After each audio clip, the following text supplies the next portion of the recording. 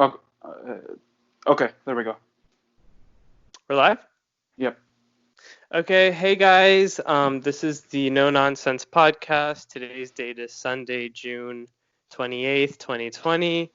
Um, it's I'm your host, Naeem Abulhawa. We got our co-host and amazing producer here, Oscar Montiel. Hey Oscar, what's up? Hey, what's up now? And today we really have a special guest with us, V Gaspa. Hi V, I guess I'll allow you to introduce yourself. You have all the credentials to do so. Hi, thanks so much for having me. So as Naeem said, my name is V Gaspa, and I'm a rehab teacher in New Jersey. I'm a recent college graduate, and yeah, it's pretty much a little bit about me. Well, it's great to have you, V. I know there's a couple quick housekeeping stuff we want to knock out of the way before we really get into the great conversation. I guess I'll hand it over to Oscar. He's the pro in that regard. Yeah, so I posted a video. Well, if you guys watched our video on Friday, we had a special guest, Jason Alamillo, with us. He is a very fun, entertaining guy to talk to. And so after we went off air, he gave Naeem and I pointers on how we can improve our podcast. And then he texted me separately last night on maybe we should create a new channel for our podcast. So that's what I did all last night. So I posted up all of our content on our new channel, which is the No Nonsense podcast channel. I'll put the link in the video description and in the description below. All of our videos are on there. Starting with this video though, we will, or this podcast episode rather, everything will be on that podcast. It will no longer be posted on my channel. So also we have a Twitter page. Just Naeem and I need to work out some kinks on that Twitter page. So I'll also put the link of that account in the description as well. And I know for those of you who watched Friday night's episode, there was a part where I had gotten very passionate about privacy in tech and how our data is bought and sold. I had not, unfortunately, had not really given Oscar and Jason an opportunity to really express their thoughts. You know, there are times when you just feel like you're not articulating your thoughts well enough. So you keep on going on and hammering the points, but you still feel like you're not articulating, you're not getting through. And that was really what happened with me. And I'm so passionate about the issue that was discussed. You guys can view the episode to know the full details. So I want to make sure we bring Jason and Oscar on again. So, I mean, we could give them a chance to give their thoughts. Besides, they're the experts in terms of the logistics of cybersecurity and all that stuff. So I think we got all that stuff out of the way. So V, I guess sorry, I'm trying to read something here. I guess the starter would be, tell us a little bit about, about you, who you are. I know, you gave us the basics, but give us a personal feel of yourself, and maybe we can get into at some point how all of us came together on this idea. Okay. So I guess I'll start from, where everyone starts from the beginning. So I was born in Florida in 96. In 97, I was diagnosed with brain cancer. I have optic gliomas, so I have one brain tumor on each optic nerve, causing me to lose a good amount of my sight. Did the whole chemo thing for a few years, and then they finally decided in 2002 to take me off of it, and just kind of because I wasn't reacting well to it. So they took me off of it. My tumor shrank a little, and they haven't moved since. So this is now 18 years in remission. So once all that drama was out of the way, I lived in Florida for about 6 years. Lived in North Carolina. Went back to Florida. then spent a lot of my time in Virginia from 2007 to 2015 when I came to college in New Jersey, and then I fell in love with New Jersey for some weird reason, and I decided to stay here.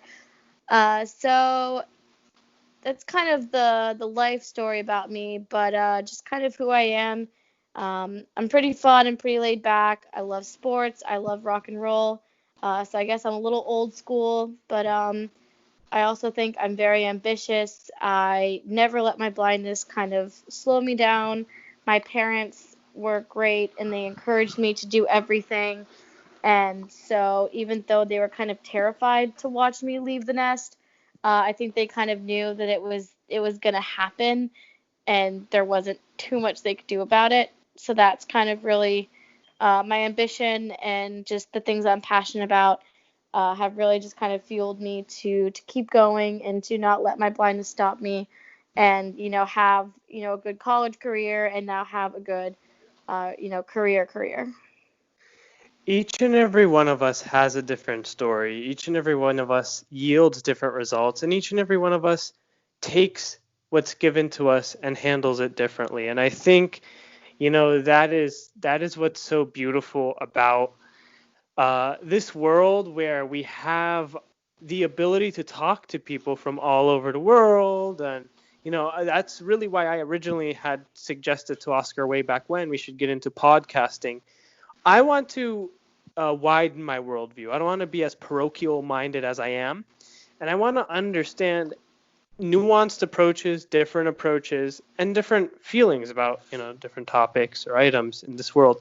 And the best way really to do that is to just podcast and really get into the conversation with folks, because I think we've become a soundbite world where we all just focus on the highlights. We focus on what bumps up the ratings. We focus on what makes the most likes on our tweets and that kind of stuff. So I think, V, you're really a person who has experiences and has taken those experiences and created your own outlook. Each one of us has different outlooks, and it sounds like you've traveled the country, having lived in Florida, North Carolina, New Jersey. I would like to say pre-COVID, there were so many reasons to love New Jersey. Some people are telling me otherwise now. Yeah, it's definitely become, I don't want to get too political. I feel like I've been doing that way too much lately. But it has definitely gotten interesting. I'll leave it at that because I don't want this to become another political episode of a podcast I'm sure everyone's tired of listening to. There are too many of those out there, and we all can get heated about politics. Check out Friday night's episode to know what transpired. I had a feeling when you said things got heated, I was like, sounds like politics to me. He was doing the politics.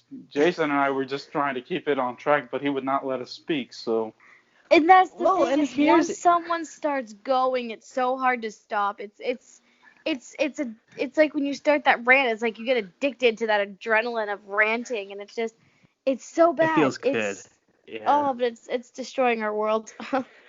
No, I felt like there was a wall, and I think all of us feel that way these days in this soundbite world. You feel like you're not communicating your point. You feel like you're not getting across. You can use all the words in the dictionary, and that's really what I tried.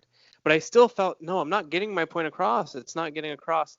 And I think what I was basically trying to say is we cannot have a conversation about data and tech without talking about the actions our legislators need to take to codify it into law. So I think it's hard to talk about tech and data in this world of big tech like Facebook and Apple without talking about our lawmakers and our legislators. So I think that's kind of what happened there.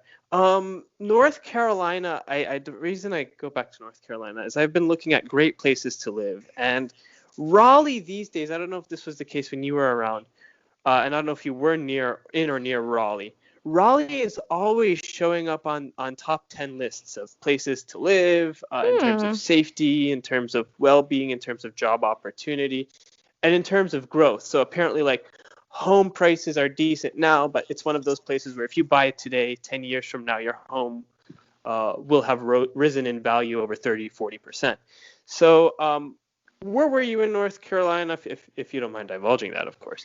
And was that the impression you got from there?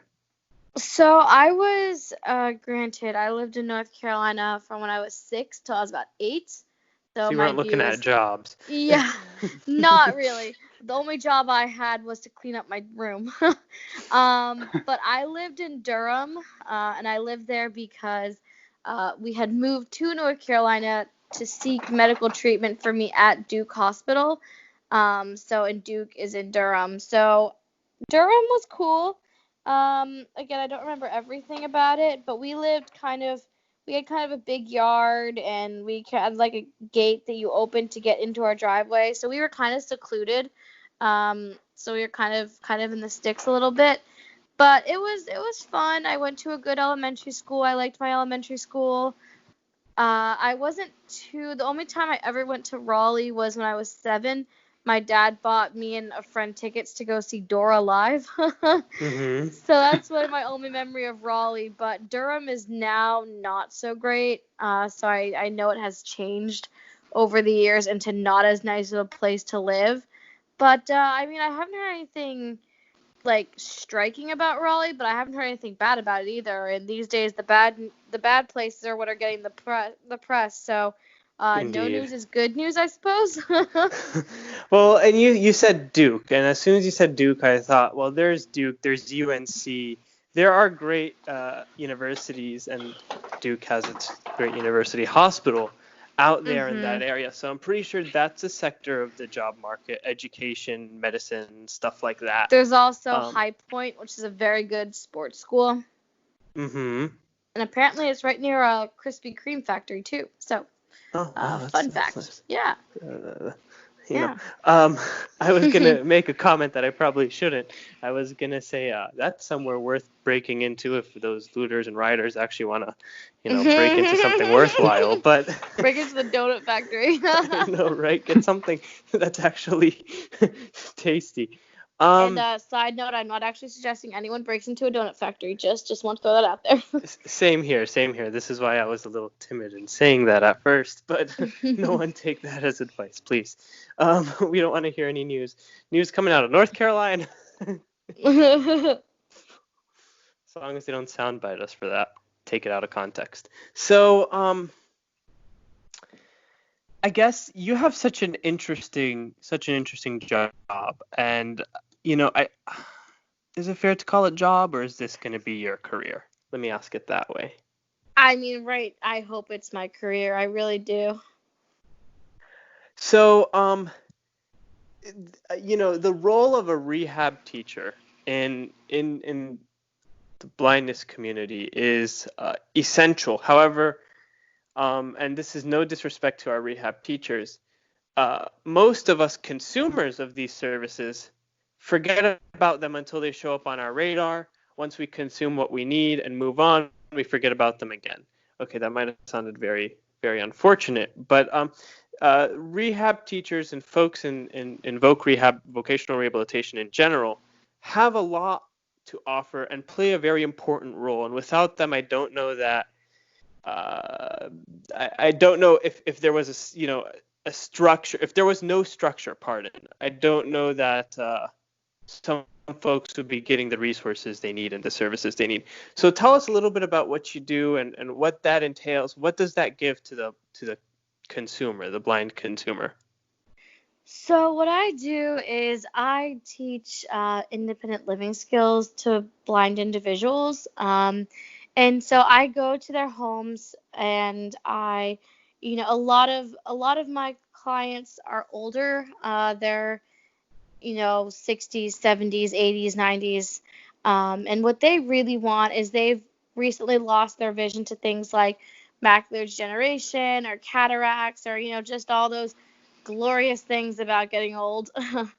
And they just really want to get like a talking clock so that they can tell the time, or, try and go through a doctor to obtain magnifiers so that they can read, and things like that. So, but then I do have some students that are, in, the 10 to, 18 bracket, middle school, high school, and they want to cook. So we're doing things like, blind cooking techniques and labeling ovens and stoves with little bump dots so that they can feel where like the bake button is or where the up and down arrows are. So it's a variety of things, especially with my clients that have recently lost their vision. I also play the role of counselor because they're talking to me, and it's so hard. I had to give up my car. I can't do this. I can't do that. And some of the things, I can't cook anymore. Well, we can fix that. But things like I can't drive anymore, it's like, unfortunately, I can't help you on that one. Um, and so they really open up to me and tell me all these things. And even though I can never put myself completely in someone else's, shoes, I try to empathize and I try to have as much compassion as possible.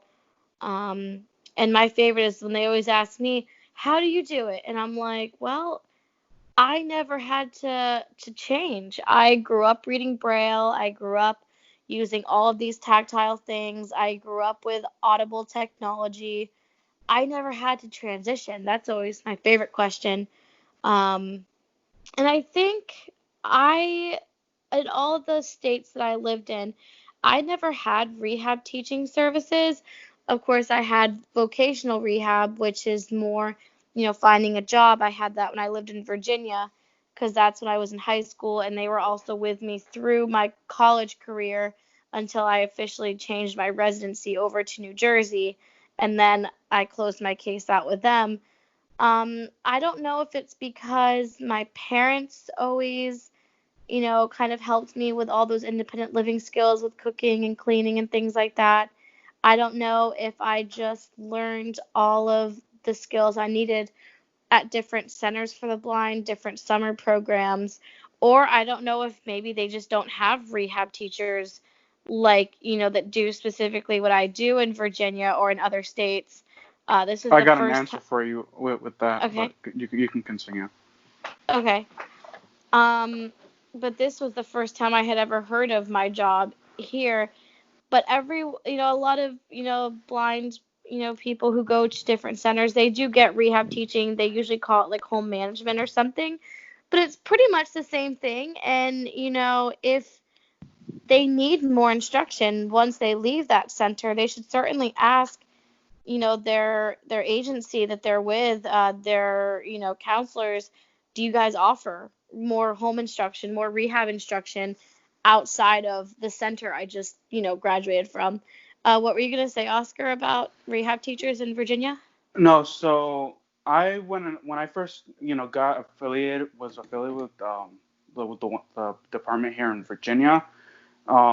They did offer me that, but the person that did it, she only stuck around for like 2 years, and then she retired. And I never heard back from them. So like I knew I like they did it at one point. I still don't know if they do it though. I don't know because here in Virginia things have changed like Mm-hmm. drastically. So all I know is that I received it for a few years, but after 2 or 3 years, it just stopped. Now, what I have seen as an outside observer, and I don't know if this is the case on a large scale, or if this is just the case in some instances, there are, I guess, I don't know how to put this, so many cases to one case manager, like the ratio is pretty large. I'm pretty sure it varies from state to state, however. But we see lots of, I guess, turnaround amongst professionals in the blindness community, blindness skills training centers, which I do want us to talk a little bit more about because we talked about it, Oscar and I, in passing in a previous episode, a two-parter episode. But we have an expert here. So, but I think there's lots of, you see someone who worked as a director at a training center, then moved to a a department or from a department to another training center. There's lots of moving around and shuffling around. And part of that is part and due to the great networking. It's a tight-knit community, and the networking is pretty strong, and we all know each other. And when a position needs to be filled, we tap into our networks. So that's a nice thing. But I think there is a lot of turnaround, and as a result, large caseloads to each case manager. How can that impact positively or negatively the quality of services or the amount of services received by to the consumer by the consumer, provided by the rehab teacher? I think because soon after I started, I took someone else's caseload because she was going on maternity leave. And it was tough because I'm still getting my own brand new clients. My supervisor is still building my caseload, and I also have someone else's caseload. So it was just really tough to figure out, okay, what have they done? What did this other rehab teacher do? What do I still need to do? And I have to, and they've already kind of told the whole story, the whole situation to someone else, and now I'm essentially saying, hey, can you tell it to me again? Most of it went pretty smoothly, but it's definitely difficult. And I don't know if it's because of money or because people just, the grass is green on the other sides, they just keep jumping from position to position.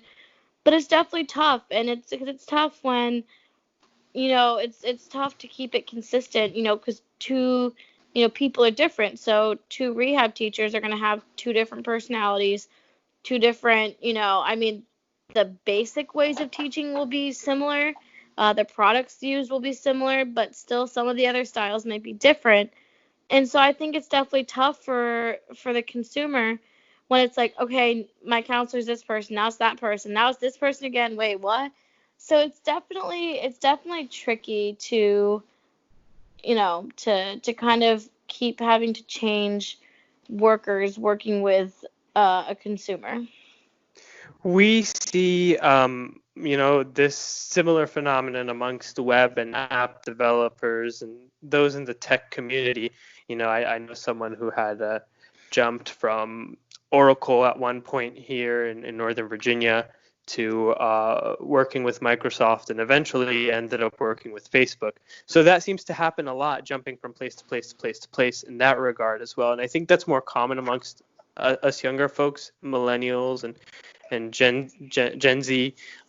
Gen Z are just coming out of college now, the first couple waves of them, and trying to find a job is proving a little difficult in this COVID situation.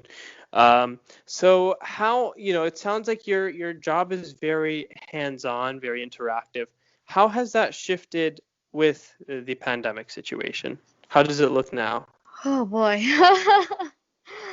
It's not easy. I'm doing a lot of stuff via phone, which is difficult because, my, I don't know, 92-year-old is like, I don't like technology to begin with, and now you're trying to teach me how to use technology through technology. They're not a fan. They're like, what? So it's very difficult. And I can order things for people and send them to people and then give them phone instruction, talking clocks, talking watches, whatever.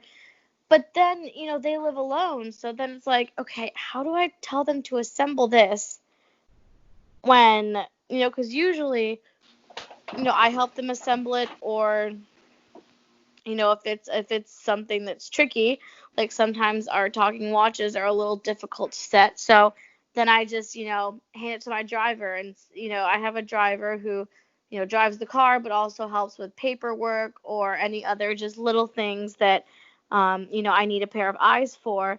So I can say, hey, can you help me with this watch? And that usually does the trick. And so I don't feel comfortable sending a lot of products to people and then having to say, okay, push that button, the button that's there, and then push this other button. And because that's confusing, especially for, the older folks. The younger folks that are in education services, I know that department has been going, a little more smoothly because, the younger generation, they get it. When you say, click this icon here and click the icon that says that. Like, they get that. Older generations aren't going to get that. So there's definitely a lot that I've had to put on hold. I try to do as much as I can. It's been just mainly a lot of talking to people, directing them to resources, whether it's, food resources, or whether it's mental health resources, or just recreational resources, different conference calls, Zoom calls, organizations that are doing different Zoom stuff, to try and keep them engaged. So it's been a lot of that. And definitely when things pick up again, I'm gonna have a little bit of craziness going on, trying to kind of make up the ground. But it's just trying to take it, day by day. So you're quite a versatile individual in your work, it sounds. However, and I don't know that there's a definitive answer. Would you say virtually has in any way decreased the quality of training, or it's just changed the face of training? I think it's decreased the quality of training in the sense that it's taking so much longer. I don't know. I spoke to someone new 3 weeks ago and did kind of their intake paperwork, all the questions, and kind of figuring out, okay, what services do you need? And, on a regular, week, I would have probably been back a week later and said, okay, we talked about, this, and this device. I now have this, and this device. Let me show you how to use them. And now I don't know when I'm going to be able to get those devices to the person. And so that it's definitely decreased it in the sense that it's delayed a lot of things. But I like to still think that the quality, in terms of the quality of who I am and trying to talk to people and try and do whatever I can, I hope that hasn't gone down. I'm still trying to be the best rehab teacher I can be, even if there are limitations at the moment. I can hear the motivation in your voice. What is there anything in particular? Is there an experience you had or any other anecdotal experience that has motivated you or propelled you into this career choice in giving training and so on? It's so funny that you say that, because I never thought I would do something like this. I always said to myself, I'm not going to be another blind person in a blind person's job, working with blind people all the time. No, I want to be in the sighted world doing a sighted person's job, blah, blah, blah, blah, blah. Just as competitively. Yeah, so it's kind of funny. And so I was in college. I was a creative writing major with double minors in literature and journalism. I wanted to write books. I wanted to write screenplays, and I wanted to do all this writing. I published a book of poetry in 2017. So I'm like, okay, my writing career is going to take off. And then I found journalism, and I'm like, I want to be a sports writer. So I had a lot of different things running through my head. And then in February of 2019, I was at an event. I had a job in college for the last couple of years, mentoring blind high school students through a program, and I got like a small stipend every month, and it was good walking around money in college. And I was at one of the events for that program, and someone said to me, "Hey, you looking for a job after college?" And I'm like, "Oh yeah, it's February. I graduate in 3 months. I probably should start doing that at some point." So he's like, well, there's this job as a rehab teacher, and this is what you'd be doing, and blah, blah, blah, blah, blah. You should apply for it. So I'm like, okay. So I applied, and I sent this person my resume, and, he's like, I'll give it to the supervisor. I'm like, okay, cool. So I didn't really hear much, and then I was actually on an abroad trip in Italy, and I got the call from the supervisor, hey, we want to interview you. And I'm like, oh, okay. So I just went to the interview, and then a few weeks later, they told me I got the job, and I was like, oh, I'm really going to do this. And I think after I got there, and my coworkers are amazing. We're an amazing team. All the other rehab teachers are great. We're always consulting each other. We're always talking to each other. The supervisors are wonderful. All the other staff. Because one person may be seeing 2, 3, 4, caseworkers doing different things. And so everyone that I've had to collaborate with is phenomenal. And then I think after I saw my first few clients, I was like, I absolutely love this job and getting to hear their stories. And I feel like I have a bunch of grandparents that I talk to all the time, which is, it's so cool. And I see I hear the way they talk to me, and, my driver tells me how engaged they were. And it just kind of, all of a sudden, I was like, baby, this is what I was meant to do. So I know it's kind of a long answer. No, the magic of how things happen. I Your heard response is better than your response is better than the person that I interviewed like a few days ago. So yeah, they had a motivation to motivate themselves, I guess. So I guess I heard a bounce in your step, if you will, when you said sports writer. It sounds like you have a great passion for sports. I unfortunately am not. I don't speak the language of sports. That's more Oscar's realm, admittedly. But what are the sports that entertain you? What is it about sports? Could I want you and Oscar, I guess both, because both you guys are sports consumers, to talk about how sports content is consumed as a blind individual. Oh, okay. you want to take that one first? Sure. And then you can piggyback. So I think baseball is definitely my favorite.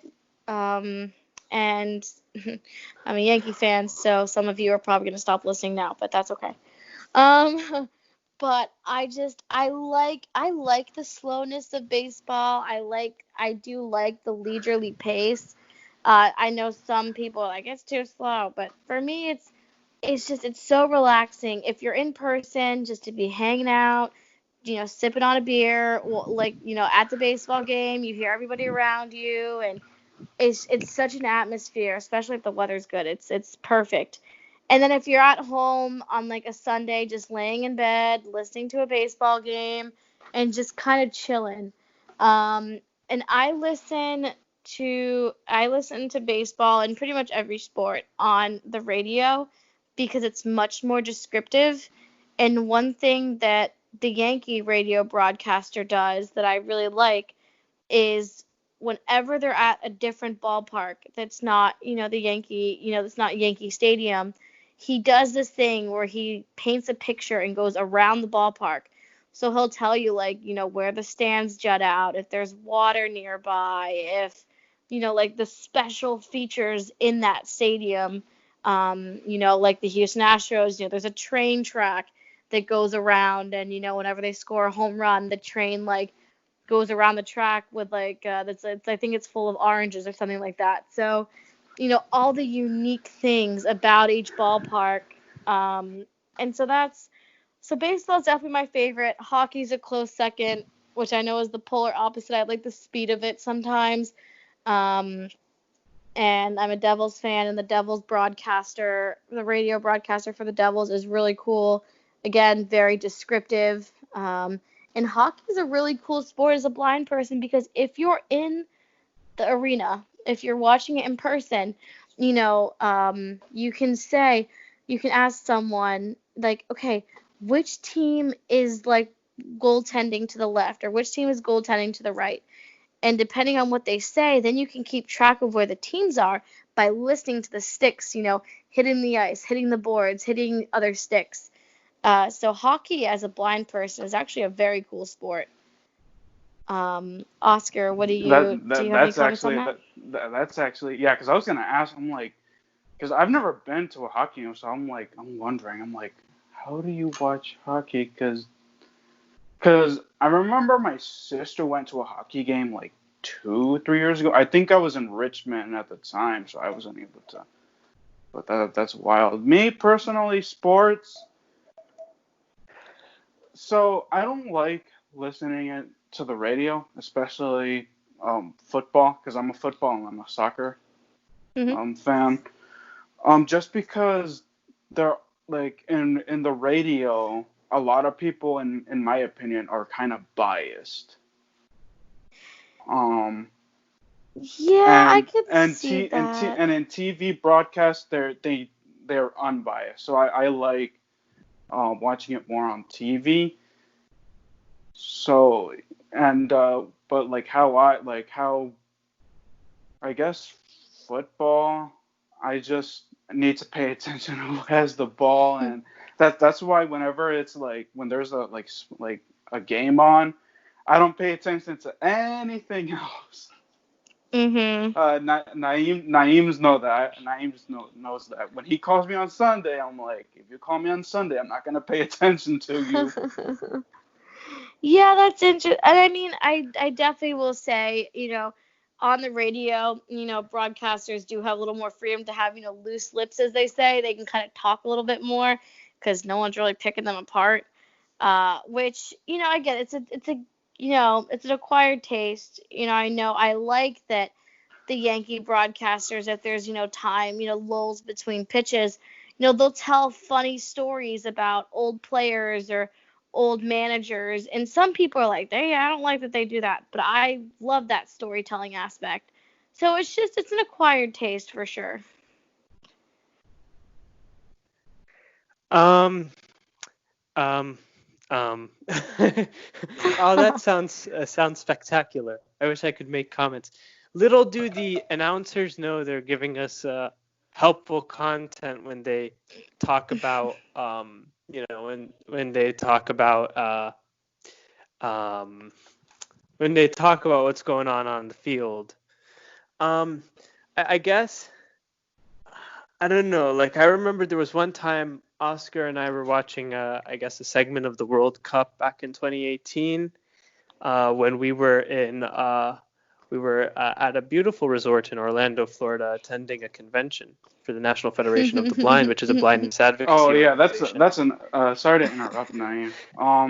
So my take on that Convention stories will be its own with podcast, I guess. no, but like soccer, I don't know what it is. I think it's because I'm Hispanic and I was raised to like watch like Well, soccer I'm in Arab, and Spanish. all Arabs watch soccer too, No, I except know, me. but like watch like the Spanish broadcast over the English broadcast because for me the Spanish broadcast is a little bit more descriptive Oh, than the English. interesting. Yeah. Okay, huh.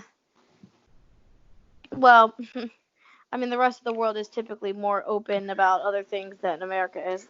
No, yeah, my brother is But more of the English type, but I like the Spanish way much better that's interesting. in Obviously, I soccer terms, yeah. I couldn't understand Spanish, so I wouldn't have known that unless you told me. But that's cool. That's cool. What about you, Naeem? Like, I don't know. I know that you don't pay attention to sports, but have you at least tried to analyze if English broadcasting is better than So Arabic? yeah, no. So I've watched soccer both in English and in Arabic. And in Arabic, they get very enthusiastic. You'll hear a gentleman yell "goal" for like the longest extension of it's like 10 minutes. I was like, he might as well be a singer if he can hold his note that long. He'll No, win that's the that's the voice same thing in competition. Spanish, but in English they don't even scream out. They just say, "Hey, it's in the net," and they just you Hmm. do the replays. That's something I don't like Yeah, So about no. about. that's just a bad broadcaster then. I mean, I know each of the broadcasters I listen to, again, baseball and hockey, but they all have their distinctive like home run or goal like calls. It's never just like, although I will say, and if anyone's listening that's a St. Louis Cardinals fan, I'm sorry, but your radio broadcaster is the worst broadcaster I think I've ever heard in my life. Uh, Again, so enthusiastic. He's old. He sounds like he's drunk half the time. And there's a home run. It's like, okay, that was the most lackluster thing I ever heard in my life. It's like you're almost disappointed that they even scored. So So you no. you gotta have a voice for it. Yeah, I've enjoyed watching soccer games in Arabic more. Of course, they also throw some like passing jokes about the players. I don't Yeah. know that is proper decorum in English broadcasting as much because, you just joking is of a different nature here than it would be, say, in the Middle East or in the Arab world. So a joke I'll make there will be seen as distasteful here, and vice versa. A joke I could make here might be seen as distasteful there. Isn't it beautiful how culture works? Oh yeah, it's Yep. fascinating. So you It's traveled to beautiful Italy. and crazy all at the same time. You traveled to Italy, Viv, correct? Yes. What was it about their culture that was different than here? And I know, having long conversations with you before, that you really enjoyed your trip to Italy, and you enjoyed the Italian experience, if you will. So Oh gosh, yeah. did I put you on a spot there? No, oh gosh, yeah, no, I enjoyed it. Like, oh my gosh, it was great. So, some differences. Think of America 25 years ago. Oh, And that that's was a kind good of America, by the way. and that's kind of where Italy, like the society, obviously, I can't speak as much to the political side of Italy, 'cause I don't know it enough. So I'm sure that there's issues that were underneath, but in terms of the society, it was like America 25 years ago, just with a much more attractive language. But people went out to dinner, and you had they brought out your courses like 30 minutes apart, so you sat down and you talked. We were walking down the street and we would see people after work just hanging out, talking to their neighbors. People were so friendly. There's really not a lot of chain stores there. It's ma and pa places everywhere. Everyone's family has a business, and it's just, and you can go, and if someone's saying charging 10 euros for this, you can say, well, how about I give you 8? Like, you can bargain, like, you can. It's just, it was just, oh my gosh, it That's was what they like, call the wow. real economy. That's what they call the real economy, because you're establishing the price you feel is fair, and the seller's establishing the price they feel is fair, and you guys find an equilibrium. And we talk about here how prices are set, and that limits the productivity of money, if you will, Mhm. because each dollar spent increases in its value 5 times. So each dollar spent is circulated 5 times. So when you spend $1, it's as if you've spent $5, right? So Yeah. we have to know that basic rule in economics. And when we know that basic rule, and I wish I could remember what the name of that theory is, someone, if you guys know, drop in the comments below. Thank you very much. But when you have purchasing power and the seller has bargaining power, price determination power, and that power is leveraged pretty much equally, then there's going to be a happier valuation of the money. There's going to be a happier valuation of the economy. And that is applicable until you get to the federal, debt balance sheets and stuff like that. Because as we can see, Italy as a federal economy, I'm not talking about the real economy, but as a federal economy, as a result of COVID, is falling deeper and deeper in debt. And in fact, percentages wise, not numbers wise, but percentages wise, they're deeper in debt than the United States. The United States has a larger bill because obviously we're a larger consumer and we put out more, a higher GDP. But in terms of percentage, income to debt percentage, GDP to debt percentage, Italy has a higher debt ratio. So, Mhm. but as a real economy, that's a really good system. So you were in Rome, was it? I was in Rome, I was in Assisi, I was in Siena, I was also in a couple of smaller towns, like Loreto or Vieto. There's probably one or two I can't remember at the moment, but so it was a lot of hopping around for a while, and then we spent like the last 5 days in Rome. So I know it was part of a college trip. I almost said a missions trip. It was part of a college trip. How was it working out a study abroad thing, being blind? How was it working it out with your university? That part, I don't know if I would ever do again.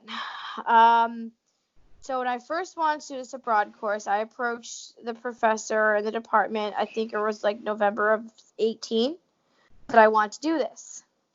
We went back and forth. How are you going to do it as a blind person? I told them how I do everything else. And they're like, well, why don't you have someone to come with you? And I'm like, no, like, I don't want that. So in the end, and I had to get the disability services involved, and luckily Seton Hall has a pretty good disability support services office, which is pretty much, that was a big reason why I chose it in the beginning. Um, the plan was there was a non-traditional student in the class, so she was in her like early 60s. She was taking the course, she was going on the trip. She would be there if I needed her. It was kind of a, if you need something, let us know, and this person will be here for you. And I was like, okay, cool. Well, from the second we touched down in Rome, it was not that. She was constantly on top of me, like, there's a step, there's another step, this way, that way, No, blah, blah, blah, blah. I hate She, that. and then I tried to say, like, lay off, and they were just like, well, this is how it has to be. And I remember I was in a store once, and I was buying something, and she's like, no, don't forget, put your money away. And I was like, I know, I got it. And she's like, don't be mad at me. I know you're independent, but you can have your independence when we get back to New Jersey. And I'm like, What? oh, I was so upset. And what made me even more upset is, so that was my senior year. And when I got back to campus a couple weeks later, it was time for me to write my senior article for the newspaper. So I wrote about the inaccessibility of traveling abroad as a blind person.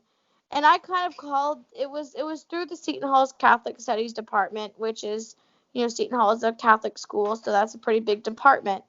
And I kind of called them out. And I was very nice and diplomatic about it. But the editor reworded parts of my story to send the completely wrong message. So I tried to use the newspaper as an outlet to raise awareness and to essentially say, hey, I was mistreated. You guys didn't follow what we were going to talk about. And you guys, I had a good experience, but if the plan had gone accordingly, I could have had a great experience. So I kind of tried to put that article out there, and then of course they reworded it to make the Catholic Studies department look good, which I was very upset about that. And of course, all the rest of the students see this older lady treating me like that. So even when she wasn't around, they thought that that's how they had to treat me. So I couldn't even form real bonds with the other students on the trip. So unfortunately, there were some parts of it that were difficult, and I definitely want to go back, like with my friends or something, when I don't have to be treated like a child. Naeem, I'm gonna relate. The reason why I bursted like that, it reminds me of my height. Like I didn't like nothing abroad, and nothing compares, but like it's all like my high school, like all over again, like what you just said. Because I remember, so when I started high school, I chose a high school that I guess never had a blind student in their like in their history. So I remember when I first started, it was my first day of school. I went a few days earlier to learn my classes, but I was still a little foggy on the details. But I remember it was the end of the day. My bus situation wasn't needed to be fixed, so my parents would pick me up from the school at the beginning. So it was the last day of class, the last class, and I went off on my way. I guess instead of so I was supposed to go left to exit the to go to the like the main entrance of the school, but I ended up going the other way. And one of the administrators caught me and he was like, "Hey, where are you trying to go?" And I'm like, "Oh, I'm trying to leave because my parents are at the front of the building." They're like, "Oh, you went the wrong way." So I thought that you know freshman person gets lost, the typical high school experience. No, that became a huge show. From one problem to, oh, he can't go anywhere by himself. Let's ask students to help him out, to the students Mm, aren't responsible for his well-being. The school is, to having a teacher literally walk me everywhere, walk me to the cafeteria. In fact, having a teacher literally sit me down in the cafeteria and have them watch me eat my lunch when I didn't really want lunch. Like, they had, like, teachers, like, tracking my every move when and I was Mhm. not happy. I was not happy. Like, it got better, but, like, there were, like, the doubts here and there. Like, they're like, can he walk this? Is it better for him to take the elevator? Can he walk up the stairs? I showed them because I used to, like, bolt up the stairs, and I scared I scared the one of the special ed coordinator, because I remember I was, like, sprinting up the stairs, and I guess the way I ran made it, like, sound like an earthquake. And she was like, Oscar. I'm like, yeah. Was that you? I'm like, yeah. Why? What's the problem? Don't run again, because you're gonna fall. I'm like, no, it's fine. Mm. We're good. And what really But sucks yeah, about that is there was a couple times, Rome especially is very cobblestoney, so it is, and it was raining, so it was very slick. So that's one of the times where I actually did need help. But I didn't want to ask for it because I was like, oh gosh, then yeah, they're gonna think I'm caving. So it made it so that they coddled me and treated me like that for so long. Then when I actually needed help, I didn't want to go to them. yeah, exactly. Yeah, I mean, So they yeah, broke the trust that I thought we kind of had by our kind of agreement. no, yeah, exactly. Whenever I would need help, I wouldn't want to ask, just because again, they would think, oh, then this guy can't do anything. I You always feel like you have something to prove. Yep. Hence the reason why when I walk across the stage, I was like, "Don't touch me." But then when I crossed the bridge or whatever to the stage, I was like, "Okay, now where do I go again to sit back down?" Mhm. And I was like, Naeem, do you have any experiences with the? Uh-oh, did we lose him? Oh, Naeem, are you still here? Oh no. Sorry, He's muted. pardon my disrespect. I was eating because I haven't gotten an opportunity to get anything to eat yet. I was enjoying the conversation too much that I forgot I was on mute. Um, again, pardon me for that grave disrespect. So yeah, I went to two high schools.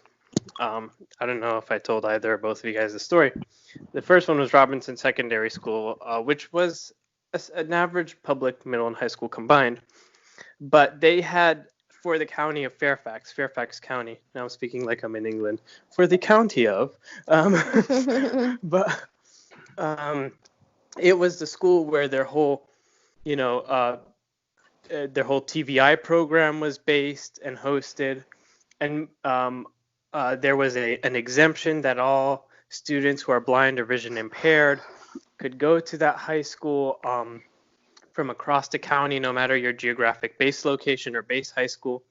And like I said, it's a regular public high school, so it's not segregated in the literal sense.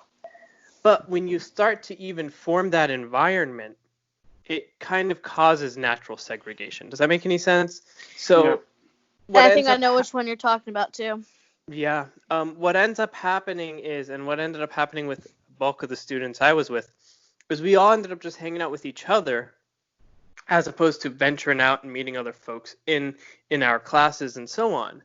And ultimately that led to us kind of unintentionally self-isolating. I don't want to use the word ostracizing, but self-isolating, that we did not put ourselves out there. We did not go out to meet other folks. And part of the responsibility fell on us as students, but another part of it was just the structure, the way it's set up.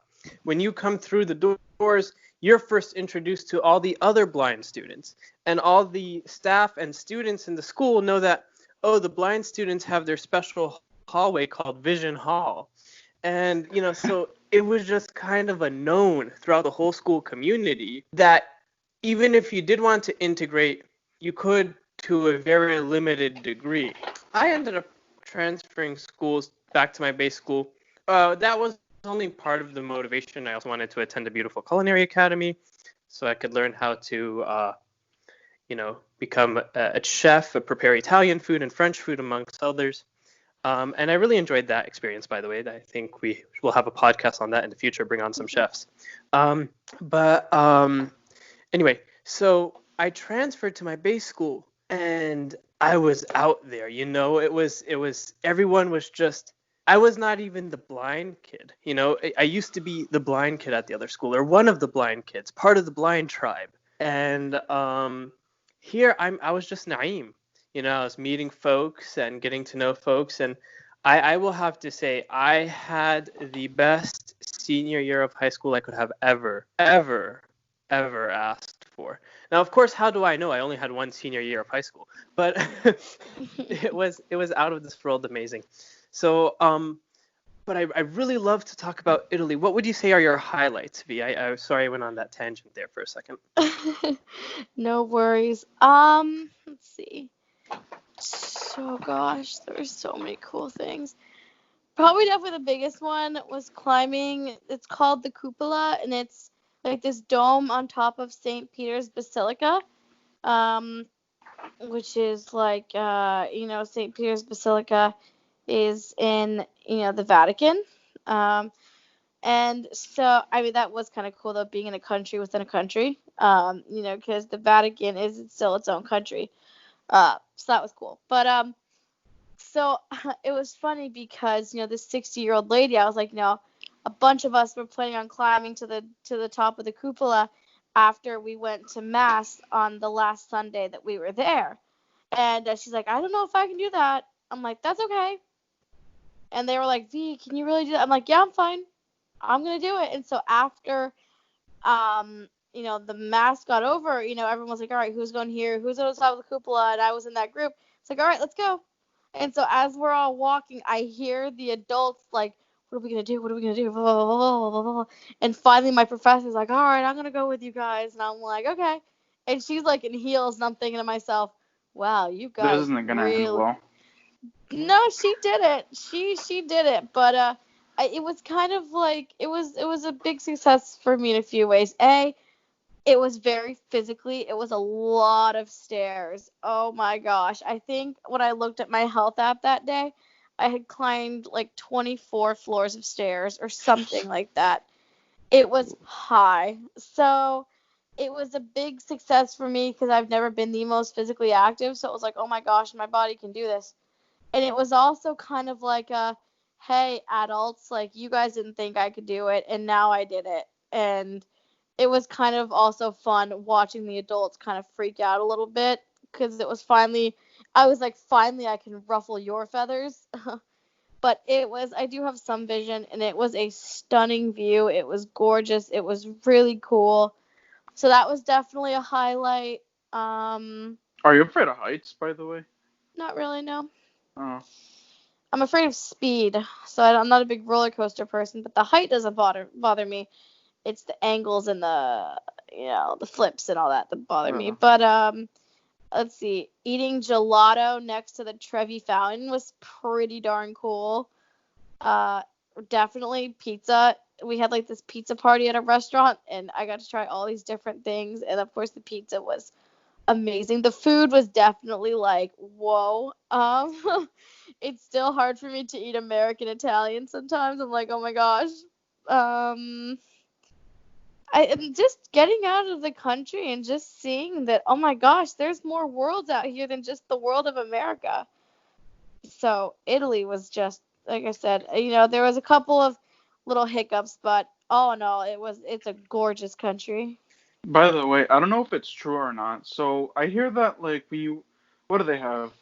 They have subways, right? Or metro, like. They do have some kind of subway system. They do have a train system. We didn't ever use it. Okay, I was gonna ask about that because I hear that like like that, like you have to be really, really careful because you know you can get pickpocketed I like mean, you can get easily. pickpocketed anywhere. They always told us, they always reminded us, keep your bag close, keep your bag close. You know, make sure everything's zipped up. Like, you know, they tell everybody that, stay in groups, you know. So you know, I get that, you know, there was a level of worry for all of the students, and that's fine. It's natural. You have all these students that are in your hands. I just thought that they worried about me way too much. Yeah. You know, America's a fishbowl. And we kind of think we've seen the world when we've seen Idaho. And Idaho is a beautiful place. You know, the Sawtooth Mountains and stuff. But, pardon, I went back to eating. Um, the problem becomes when we think America's only the world, when we go out and see places like Italy, Greece, so on, we get surprised. We're like, wow. And the food's so different, the food's so amazing. So, you know, when I went to Mexico, I had thought that, you know, American Mexican food's the way to go. Oh my, was I wrong. There's some beautiful, great food. I was at Cancun. So that's eastern Mexico. That's the Yucatan Peninsula. And I understand, they have different foods in places like Baja California or Puerto Vallarta or Western Mexico, the Pacific Coast. And I just was very intrigued by how fresh and how light the food was. You know, when you think Mexican food, you think beans, cheese, sour cream. No, that's Tex-Mex. That's what they eat in Texas. But in Mexico, the food was lighter. And the food I had was spicier, but not as spicy as Tex-Mex. So it was spicier than say Chipotle, for example. just trying to draw a weak comparison here. But it was not as spicy as if you go to a place that prides itself in being Tex-Mex. You know, it's not that spicy. I'm pretty sure northern Mexico food is spicier than on the Yucatan Peninsula. But, you know, that's similarly my experience when I was in Mexico. The food was very different. You know, it's funny because earlier we were talking about their amazing language in Italy. But, you know, Italy, Spain, Portugal, Greece, Turkey, that whole Mediterranean basin has some of the best looking people in the world. And that's really just a fact. You know, everyone has different metrics as to what they define as good looking. But statistically, those nations seem to have, they seem to be always at the top of lists, you know, alongside Venezuela, Colombia. The people in Italy were definitely very pretty, and I was like, cool, because they walk everywhere, so I'm like, so that's how you stay skinny after eating all this junk. That's how they do it. But yeah, it's interesting to say that. You know, we think that, oh, I've been to California, I've been to Chicago, I've been to New York, and I've been to Idaho. I've seen the whole world. You know, you see, yeah, you've seen all of America. No, yeah, I remember. So I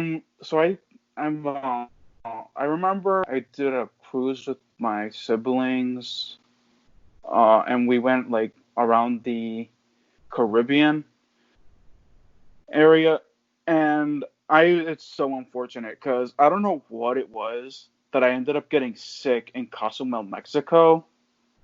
So I wasn't able to, you know, eat the real Mexican food because, you know, I wasn't wanting to eat anything. And then of course we were supposed to go to Spain 2 years ago, but because of my mom and my sister's procrastinations, that wasn't able to happen. We ended up going to Hawaii instead. I mean, that's not exactly the worst consolation prize in the world, my friend.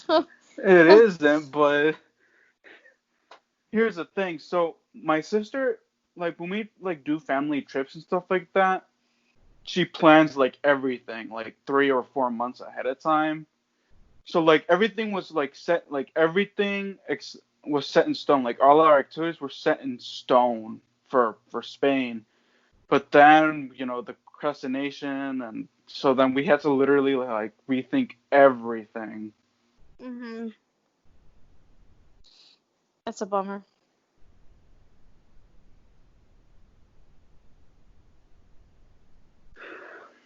But still good, still a good trip. But I would never I'm actually. But by the way, how did you handle like jet lag? Because when I came back from Hawaii, never again. Especially with the plane ride. The plane ride's like 7, 8 hours. Never again. That's just horrible for me. Yeah, the ride to Italy was about 8 hours. I mean, so what happened is we left uh, New Jersey at about 6 o'clock at night. So of course it's midnight in Italy. Most of Yeah. us slept on the flight. I purposely kind of stayed awake most of the night before, so I'd be really tired, and I conked out. So then when we landed in Italy, it was about 8 a.m. So of course it's 2 a.m. here. Here. But then, right when we got there, all right, on the bus, we're going to our first stop. Like, that was it. So we all kind of slept on the bus for about an hour, but there were about 3 hours. But then we were at our first stop, and it was just like, go, go, go, go, go. And so then that kind of set us on the schedule. So we were going all day. We went back to the hotel, and we slept. Woke up the next day, go, go, go, go, go. Went back to the hotel, slept. So we all kind of got on that schedule. But then when we came back, we left Italy at about 8 in the morning. And so, of course, it's 2 a.m. here. So when we landed, it was when I got back to school, when I got back to campus, I think it was like 1 or 2 in the afternoon. So, but I'm exhausted. I'm like, oh my gosh, because, but I just tried to stay up till I think I stayed up till about 10 o'clock that night. And I just passed right out. And I think 2 days later is when I had my interview for my current job. So, I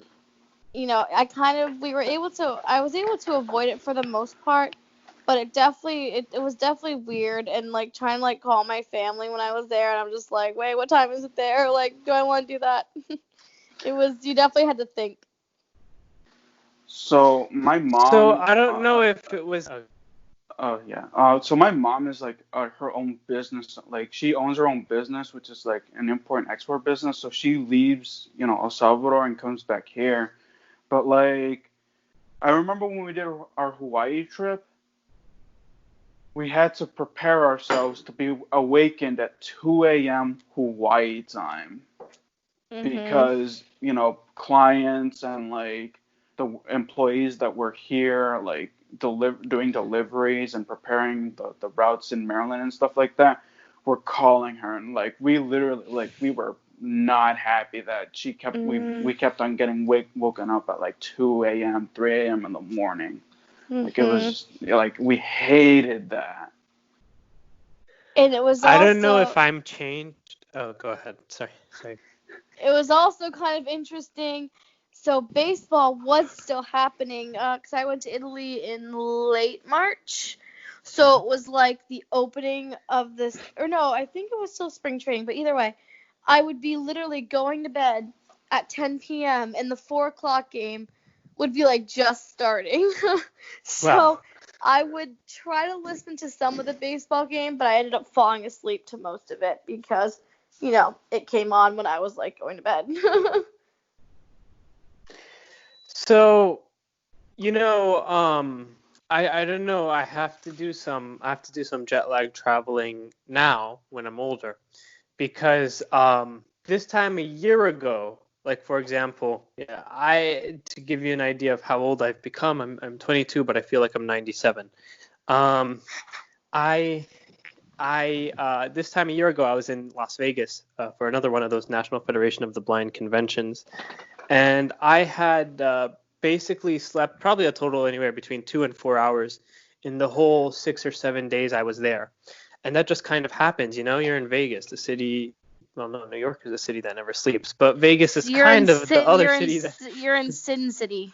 Sin City. So, I have to commit all the sins at night, but in the morning I have to be professional and suit and tied up and everything. So, I basically got no opportunity to sleep, right? And what ended up happening is I was fine. I got home, I caught up on my sleep. But nowadays, I like the other night I had to pull an all-nighter because I was trying to recalibrate my sleep schedule and doing a few other things at the same time. And I just couldn't. I'm sorry. I was like, I can't do this. I don't know if I've gotten old. I don't know what's happened. But, I've done jet lag trips younger. I've even done jet lag trips in the recent, and they never used to really affect me. But now I'm seeing that even one simple all-nighter messes me up so bad. I want to try a jet lag trip and see how it affects me. So maybe I can't walk around bragging saying, oh, it doesn't affect me. Because at one point it didn't, but now it might. Well, you'll have to plan a trip when all this madness is over. I say we should all go to Italy. You should get a more wholesome experience of Italy. V. I have a friend in England though, so that's the thing. I don't know. Yeah, we'll stop. I'll go to England. I want to go see the Big Ben. We should stop by Paris as well, just because you have to do that. Just because Paris, Paris. Yeah, just because it's like, that's the thing. It's like when people ask, so what do you want to see in Paris? Paris. It's like, I don't know how to answer that question. Just Paris. Maybe I want to have a good croissant. I want to see Paris from the Eiffel Tower in Paris. That's an amazing poetic way of putting it. Paris has some beautiful food as well. France is like the food capital of the world. Mm-hmm. There are new food capitals that are popping up, like Casablanca, Morocco, Bangkok, Thailand, Singapore. There's a place called, I think, Georgetown in Malaysia. That's not Georgetown, D.C., though Georgetown, D.C. has some really good restaurants too. There's all these different wild places that have some good food. Richmond, Canada, instead of Richmond, Virginia. It's funny because Richmond, Virginia is actually a foodie town as well. So I don't know what's with double foodie places. But speaking of Richmond, Virginia, I attended blindness skills training in Richmond, Virginia. V, I know you are a rehab teacher. What makes what you do different than what they do at a blindness skills training? And do you think you could give a quick synopsis of what a blindness skills training center is? So what the difference is they're teaching everyone how to do the blindness skills, using their facilities. The students are living in dorm rooms. So they're teaching them about cleaning in their dorm room. They're teaching about, how everything's labeled on their appliances, how everything's organized, and, that kitchen. What I do is I teach people in their home environments. So I teach them, how to clean the bathroom that they're going to then be cleaning for, however many years they're in that house or apartment.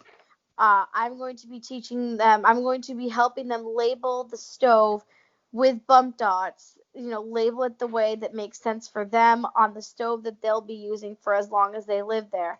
Instead of them coming to my environment, I'm going to theirs.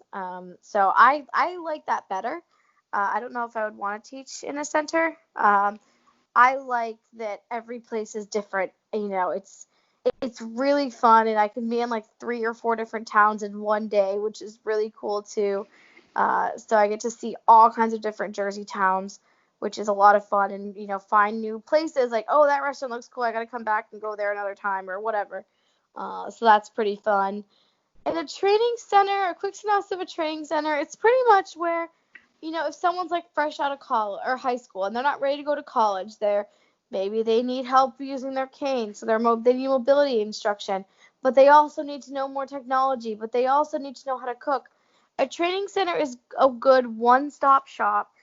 There's usually 4 core classes to a training center. It's usually Braille, technology, home management, which is like rehab teaching, and orientation and mobility, which is like, using your cane and things like that to get around.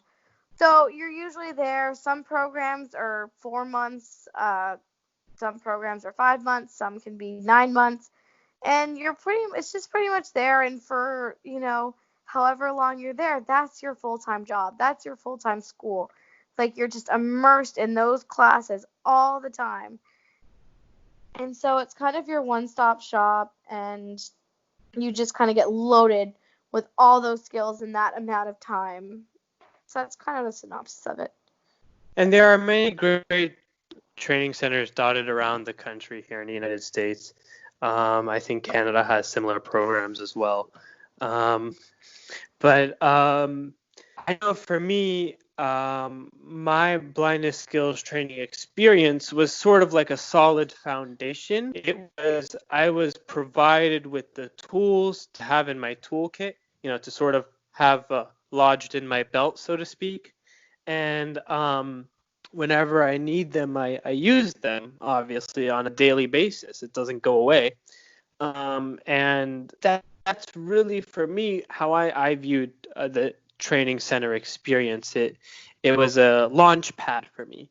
It gave me the base foundation, and I build my own reality out of that. And I find out what I need and build my strengths. And, that's kind of how that worked for me. I don't know, Oscar, if you want to talk about your foundational or how you viewed blindness skills training. I don't want to put it in your mouth. Put my words in your mouth. Pardon. You said it because I like, even though I don't use, because here's the thing, when you leave that center, it's not like you're gonna use all the skills you learned like immediately.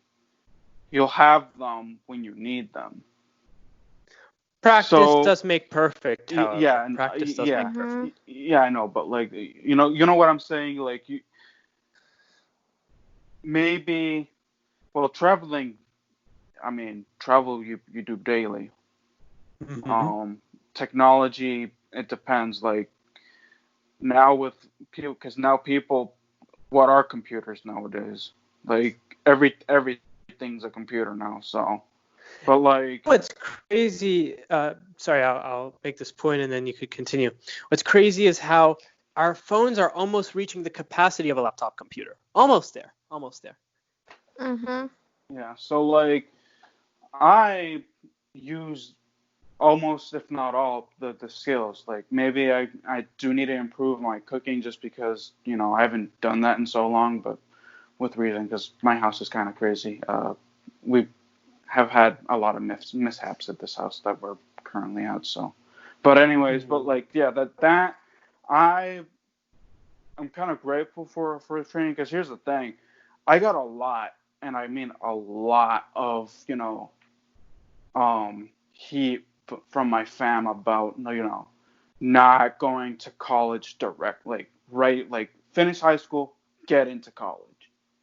To this day, because my mom was like, I remember it was my sophomore year of college. She was like, "Huh, it's your second year of college. I guarantee you would have been finished by now if you didn't take that year off." But here's the thing, I didn't know how to do I didn't know how to do, use technology, or, trap. I would have been lost in college, and I guarantee you on campus, if I didn't receive training, because, you know, I didn't know how to travel for save my life. Now I'm confident, and I can use the bus, I can use the metro, because I remember I used to go, to different campuses, same college but different campuses, like around Northern Virginia. So that established confidence for me. And that's just it. Everyone has different experiences. V, correct me if I'm wrong. You went straight into college, right? Yes, I did. Uh, so uh, I was almost gonna say about brag how you did it, but I don't want to. I don't want to put it that way, because everyone just has a different way of skinning the cat, so to speak. I really have a problem with that particular phrase, that particular proverb or saying or whatever it is. But it's the only way I could communicate it at this point. I mean, we don't have to skin cats to know how many ways there is to do one thing. So, talk about why you had decided that. Was training even in your mind? Did you feel you had the skills? Did you feel like you kind of fell off a cliff a little bit your first semester? Talk about your experience, if you don't mind. So it was in my mind. But I kind of had a thought process. I have always had to do everything differently than my sighted peers. I want to go to college at the same time that they are and graduate at the same time they do, and it's just something I want to do. Um, Mm-hmm. and I thought, okay, I've You're been the to class of 2015 for high school, right? yes. Amazing. I'm 2016. In Continue. 2016 as well. And so, But, I had been to blindness training centers for summer programs. My parents had taught me a lot, and I was just like, you know what? I think the best experience for me, in my opinion, the best teacher is just going to be life. So I learned a lot just by doing things in college. Mm-hmm. And that kind of helped me, just to get that experience. So, was there any defining moment where you felt I made the right decision, I made the wrong decision, I gained a better experience by doing it this way, or I could have gained a better experience if I did it that way? Was there any? I don't like to hound on regret. So, were there any positive defining moments, or I guess if you want to bring up any negative defining moments, you're welcome to do that, like rude awakenings? I mean, the positive defining moment was now seeing what's happened. I'm just like, oh my gosh, this would have been my senior year. I never would Oh have yeah, gone that to would Italy. have been a mess. That would have been a mess. Mm-hmm. I know because my older sister is getting ready to, get into research or med school. I'm not exactly sure her plans, but this was her senior year at George Washington University, quite an amazing, prestigious private university here in the D.C. area. And for her, there was a lot of adjusting. And then she had taken advantage of an amazing online schooling course when she was in high school. So her graduation that time also looked. She was, I think, class of 2014. That time also looked different. So she's definitely one to talk about alternative graduation methods. But yes, I think I don't want to cause here a discussion of age discrimination or ageism or any type of ism for that matter. But young versus old, and I know young folks need different skills when you provide them rehab teaching than older folks. But in terms of like their approach to their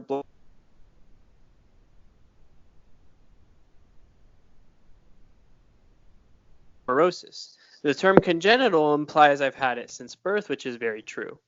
And what that also implies for me is this has always been my normal, if there's such thing as normal. We could get into the philosophy of normal as non-existent, really. But the idea that blindness was ever a thing I felt positively or negatively about is non-existent. It's always been neutral. It's like, how can you feel positively or negatively about your hair or the functions of your digestive system? Or, well, you could feel positively about your hair and you could feel negatively about your digestive system if it acts up. But the point of the matter is, those are two very odd examples. The point of the matter is, it's just kind of there. Like, I don't know, I'm proud to be Palestinian Arab American, for example, right? I'm proud of my dual background. I'm proud of my heritage-based experience. I guess if I were to say I'm proud of my blindness is kind of like counterintuitive or not a thing, but I can't say I'm down about my blindness either, because I'm not. It's there. Does it define who I am? Not at all. Is it something others can identify from the outside? I'm pretty sure from the first 2 seconds you see me holding that cane walking downtown, But the reality of the situation is, if you ask me, am I going to say, hey, my name's Naeem and I'm blind? No, I'm going to say, hey, my name's Naeem and I am a Palestinian American, born and raised in Northern Virginia, the 22182 zip code to be specific. And I love Palestinian cuisine. And I love the American way of each person having their own story and their own background. So that's just how I see it. But in general, have you noticed general trends amongst younger blind consumers of your services as opposed to older blind consumers in approaching their blindness? Because I don't want to sound insensitive when I say blindness is nothing to me. I think that there is definitely, as I mentioned before, my younger clients, it's something that they've been used to, because most of them have had it since birth. So I definitely think it's harder, you know, for the older, clients. And also, it was a different generation. In that generation, people that had disabilities kind of just locked them in houses and that was it. They weren't really around. So I think, it's definitely different. I think there is probably a little more positivity with my younger clients. But again, like you said, I have some older clients that are more positive than some of my younger clients. But I think overall, and now we're in such a generation where any abnormality is acceptable. Everything's accepted. So I think that the younger generation has an easier time with that. And then kind of what you were saying about, being proud to be blind. I'm not proud to be blind, but at the same time, I think I'm also not disappointed that this is how things are supposed to be, because I wouldn't know you guys. I wouldn't know so many people. I wouldn't have had so many experiences, and I don't think I would have as powerful of a message, and I don't think I would have as big of a contribution to society. So I think that I'm not proud of it, but it is something that I guess I'm in a way, in some ways, grateful for. But yeah, like you said, I don't go up to people and say, hey, I'm V Gaspa and I'm blind. I say, hey, I'm V Gaspa and I love sports and rock and roll. It's, Yeah. you don't lead with it, but it's definitely not something I try to hide, and it's definitely not something that I'm overall resentful for. I have my resentful moments, as we all do, but overall, it's not something I'm resentful for. So yeah, I am Switzerland when it comes to blindness as well. But I will say, you know, those moments, I'm not trying to pick a bone with you here, but those moments you describe as resentful, I just describe them as mildly frustrating. Mhm. And just kick them to the side. I do think, however, I'll be a liar if I say my blindness did not shape my experience. It probably played a role, impact my experience in one way or another.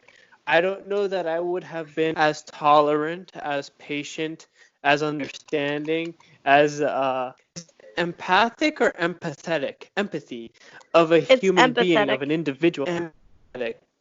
Okay, because I've had people also tell me, no, no, no, no, no, no, no, no, no, no, no, no, no, no, it's empathic. So there's been a great debate about that. But thank you for the As clarification. an English major, I've always said empathetic. Yeah, because I know sympathetic, apathetic, you know what I mean? So Mhm. it makes sense.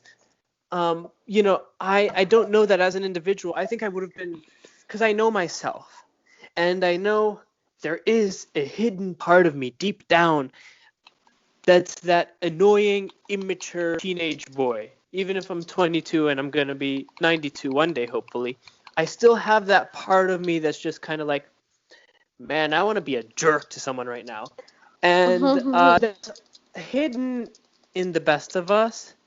But I think for me, I know this sounds really weird, but if I weren't blind, I think that part of me would have been more out there, more prevalent, because I've been forced to learn there are frustrating situations I may enter, there are frustrating conversations I may have, but the best way to approach those conversations is with a calm and steady hand and with patience and a level-headed approach.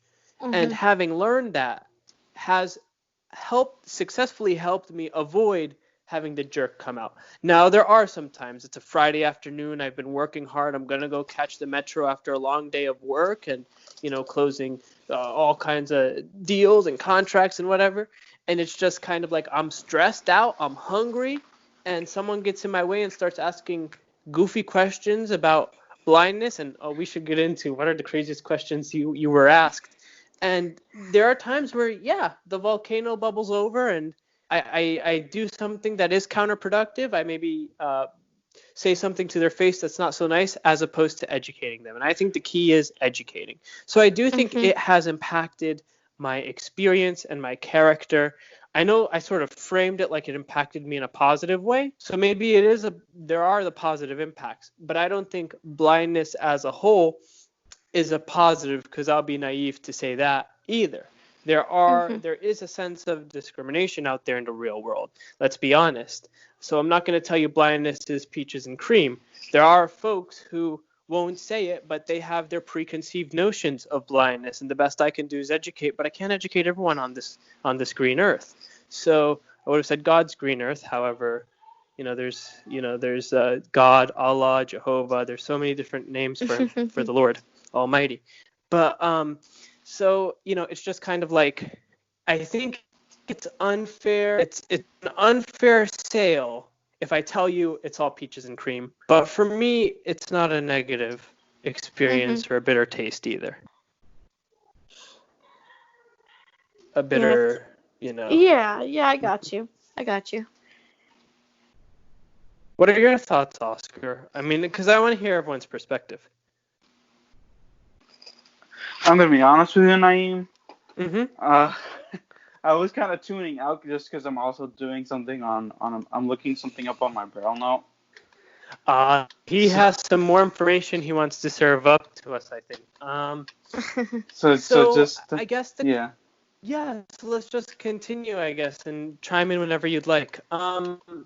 So I guess let me put it out there. What are some crazy questions you've got being a blind individual, or some that have stuck with you positively or negatively? So there's really only been one that's that extreme. Mm-hmm. I was on a date once. It was a first date, and the guy asked me. At least you got to the date.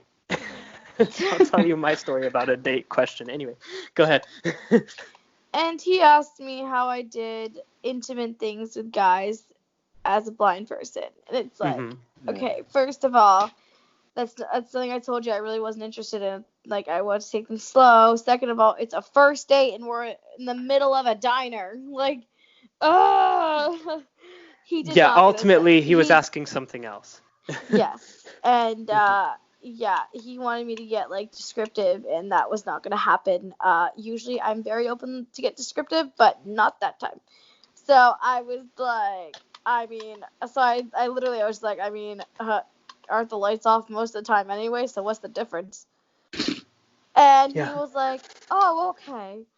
And he did not get a second date. That was the end of that. So that's the one that is definitely the one that has stuck with me the most, and it makes for a funny story in moments like this. No, indeed, and that's the message that is to be communicated. Like, and that's the thing. I know it's hard. It's hard for folks to.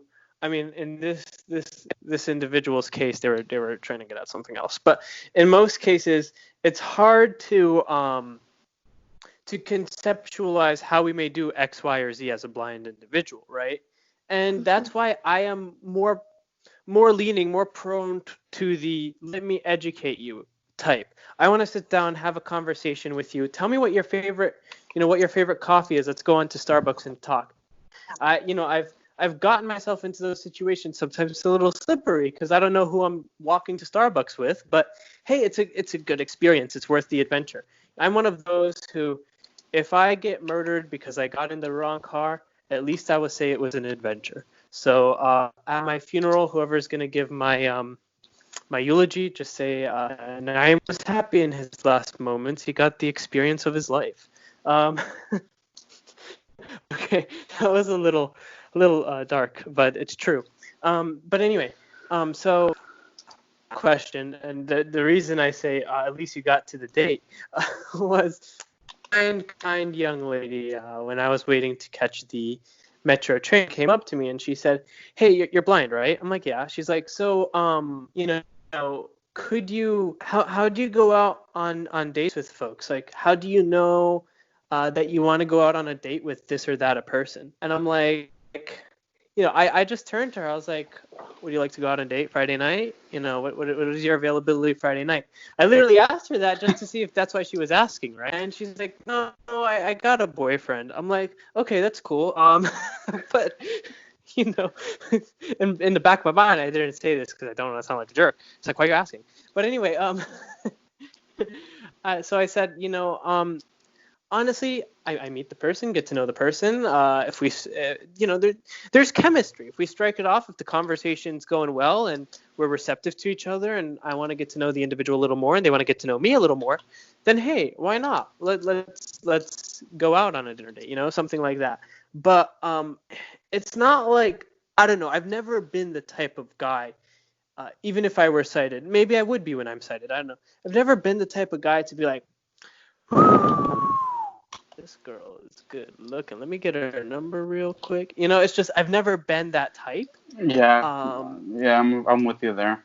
and it's not a good thing or a bad thing, right? Because I'm not trying to sit here advertising that I'm a gentleman, because in ways I'm not. But for the most part, that's just never been my style. My style is, hey, we had a long 6-hour conversation when we were supposed to get off the train 4 hours ago, but we just kept on riding and riding and talking and talking. I guess we have to pick this conversation up where it left off over dinner tomorrow. What do you say? You know what I mean? That's those kinds of things. And I know people say, well, that's unlikely to happen. That's very rare. But it happens. It does happen. And it's great when it does, I guess. So I guess the conversation becomes dating as a blind individual. I don't know. How do you, I don't go about it in any fancy way. I've never really checked out the online platforms just myself. It's never really been my style. But maybe one day I'll go on Plenty of Fish or something. But I've never really checked those sites out. So I just let it happen when it happens. I'm never actively pursuing. I've never been actively pursued. But if conversation strikes up, it strikes up. So tell me a little bit about, I guess, your I don't know, your dating style. Is that the right question? Sounds a little weird. Avi or Oscar, whoever wants to take it first. I get what you're saying. I'm just gonna stay quiet just because I'd rather not divulge what I've done. I'd rather not. All right. So he's a confidential, private type person, which is very respectable. I'm putting all this stuff out on the interwebs. I don't know how I feel about it, but I feel fine about it because it's how it is. If the whole world wants to know, I've never been actively dating folks. I had one serious relationship which has ended a few months ago, but other than that, yeah, there's not much to really say about my dating life. Dating as a blind person, I think that's what we're really focused on here, not how many boyfriends, girlfriends, husbands, wives we've had in our lives. Yes, let's publish our body count on the interweb.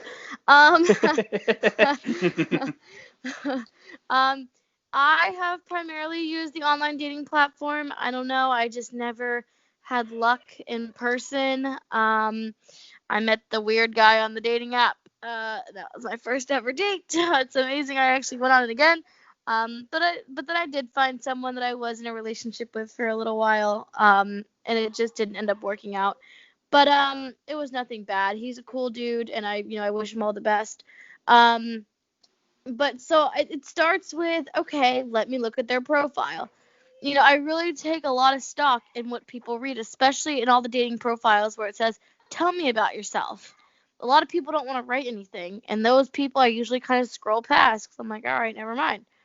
I really look at the people that have, filled out profiles, and I can really learn a lot about them. And then it just starts with a texting conversation. Do we strike it off via text? Do we strike up, conversation? Do we hit it off? Okay, let's talk on the phone. And as a blind person, I've never been like, oh, I gotta find the guy with the most banging body. That's not a priority for me.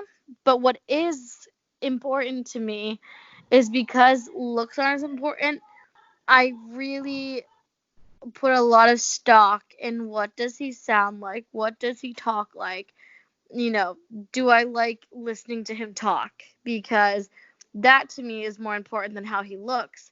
If I just hear him talking, I'm like, oh my god, your voice is annoying, or oh my god, stop talking, then it's not gonna work.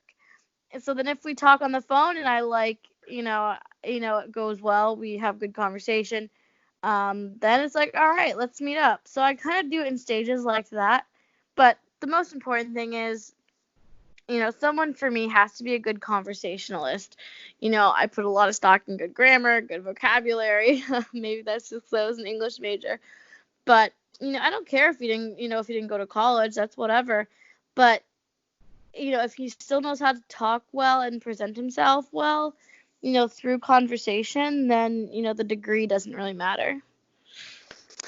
So, a thing I think I agree with you on, let's say way in the future, out to the future, right? It works out. It's great. You guys get married. You guys are 62 years old. If he's going to drone on about his colleagues, you're going to want to make sure that you could be willing to hear that, because if the voice isn't deemed tolerable to you, then you're going to put in earbuds and start enjoying your music. But it's okay. We've even done that at a younger age. Don't tell anyone I've done that to them.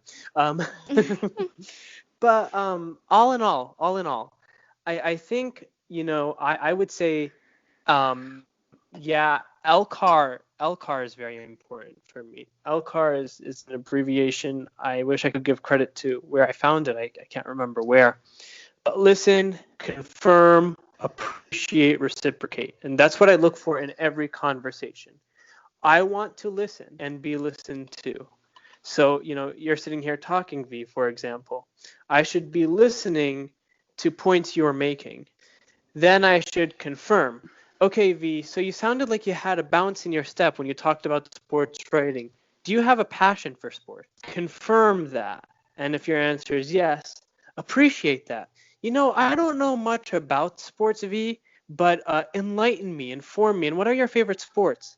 Then once you provide the answer, I reciprocate with either, hey, thank you for informing me. It was great to know that. Or, ooh, tell me more. I think I'm already liking. Or, I've watched a few soccer games here and there with Oscar. So that's the style I look for. I'm not much of a small talker at all. So it's always been that type of style for me. So that's what I look for in an ideal partner.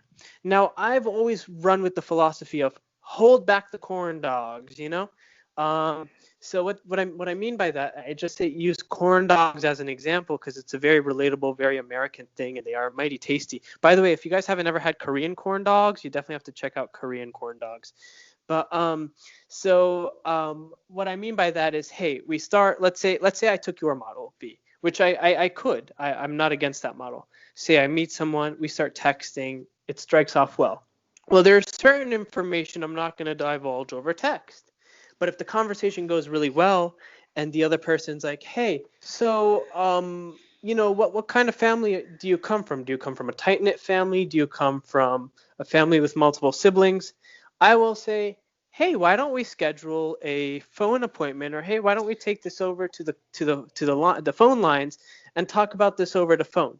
So there's a conversation starter for the phone, because I haven't met this person in person yet, right? Then we start chatting on the phone. And we really get to know each other on the phone. And we have spent 17 hours and 42 minutes on the phone. I don't know what kind of life we both have and when we're going to get sleep, but let's say that happened.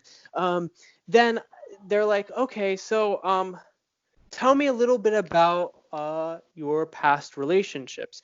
By the way, I must clarify, the individual I referenced here, I don't know if she'll be viewing this episode. Her and I are still really good friends, and I think it's fair that I make that clear. Anyway, back to the topic. I just figured I'd put that out there because I don't want to do her injustice.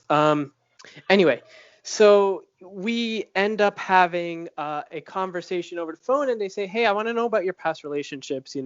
How were you a player? Have you been in any serious relationships? Are there insecurities in entering new relationships because the way previous relationships ended, blah, blah, blah, blah, blah. I'll say, that's a great conversation. I think I'm ready to have that with you. But we should meet up in person and talk about that. And then we go over and have a very nice dinner date. Now, it sounds like a first date, right? You're already talking about your previous relationships on your first date. Not really, because it will be the first time we meet in person. But we've already established such a solid platform, such a solid establishment, such a solid base in our conversation through long threads of text messages, and quite lengthy phone calls. And I felt that we've gotten to the point enough where we're comfortable to divulge that information to each other. So if anyone knows where LCAR comes from, please drop in the comments below, because I'd love to give credit to, credit where credit's due. I'd love to give credit to whomever came up with that. But I've always used that model, and it seemed to work with me. I've found myself gravitating closer to the people I have conversations like that with. And I hope they felt the same. Yeah, that definitely makes sense. And yeah, there's definitely things that, I don't usually talk about over text, but, I'll talk about on the phone or in person, just those more kind of personal topics. And it keeps the suspense going. If you lay everything out on the first conversation, what is there to talk about in the second conversation? Exactly. And you know what I noticed? Tell me if this is true about y'all ladies, V. And I'm pretty sure every lady's different. Y'all ladies. Y'all like men who are decisive. You like men who make decisions. So I because us men, we think we're supposed to give you the option. Let's say we're going out for dinner. I've had ladies tell me they prefer I choose the place and just run it by them, make sure they're cool with it. But I've always thought I should ask you where you want to go and go through 1,001 options in town. Here's this great restaurant on 5th Street, this other one on 6th Street, this other one on 7th Street. Which one do you want to go to? One's Brazilian, one's Indian, one's Chinese, one's Thai, one's Korean. Like, I've named the whole world, basically. And I've always thought giving a buffet of options is good, but I've been told recently, no, actually quite the opposite. Make a decision, ask her if she's cool with it. So long as she's cool with it, go with it type thing. Correct me if I'm wrong. I know it varies from person to person, but... that's how I like, I like men. I typically like men that can kind of take charge and make decisions. So I like that better. Plus, I'm also a Libra, so I'm naturally indecisive. So if it's like, what do you want to do? No, what do you want to do? No, what do you want to do? No, what do you want to do? Like, we will go round and round and round for hours. So it is better for me if someone's like, you want to go here? And I'm like, okay, let's go. So it is better for me if I'm given options. So here's an interesting question. How do you approach dating sighted folks? Let's say someone who drives. And how do you draw the line between, hey, you're my boyfriend, girlfriend, partner, whatever we want to call it. By the way, I have a weird feeling about boyfriend, girlfriend. It implies they're young, so I like partner more. You're my partner. As opposed to you're my driver, for example. I don't want them doing chores for me. So how do you draw that line? I personally, my one serious relationship was with a blind individual, so there wasn't that line to be drawn because we're both blind. But we could get into the conversation of dating blind versus dating sighted. That's always an individual's preference, an individual's approach. Hey, Naeem. Yo, what's up? So just because we want to be respectful of V's time, I think we should wrap it up here in the next few minutes. So any closing remarks? Yes. Sorry, I apologize, V. I could be Did you want me to answer that question about approaching dating sighted folks? I'd like the answer for my own personal use. And we could give the audience the answer if you're comfortable, of course. I think there's always more to be said, so I want to bring you on again. I'll just answer that question real quick. I just approach it dating anyone. It's some people. There are blind folks out there that are like, oh, I only want to date a blind person, or other ones, I only want to date a sighted person. It doesn't really matter to me. Whoever I click with, I click with. There's pros and cons to each. Dating a sighted person, it's like, oh, cool, I always have transportation.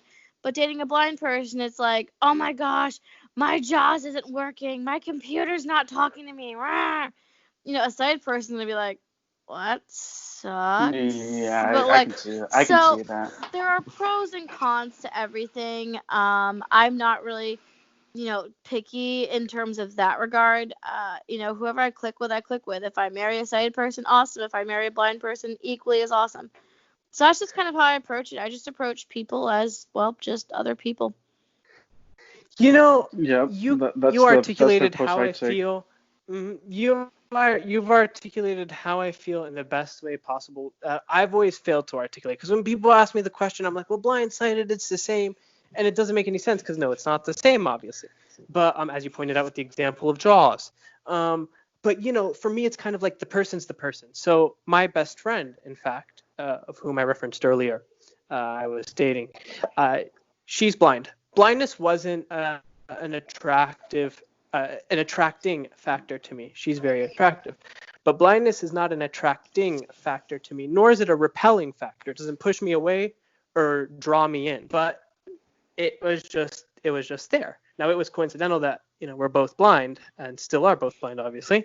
But, tomorrow I may go hit downtown DC once COVID passes, so it won't pass tomorrow, and meet a sighted individual and feel a great way about them as well. I mean, blindness, sighted, it doesn't make a difference for me, but the experience, the nature of the relationship can and probably will be different in subtle ways, not in any major drastic ways. The dynamic is still going to be there. It's all about how you, I think, as an individual, one, approach your blindness with confidence, two, approach others with who you are and being confident and secure in your skin, regardless of blind or sighted. And three, have a great ability, I think 1 and 2 kind of go hand in hand.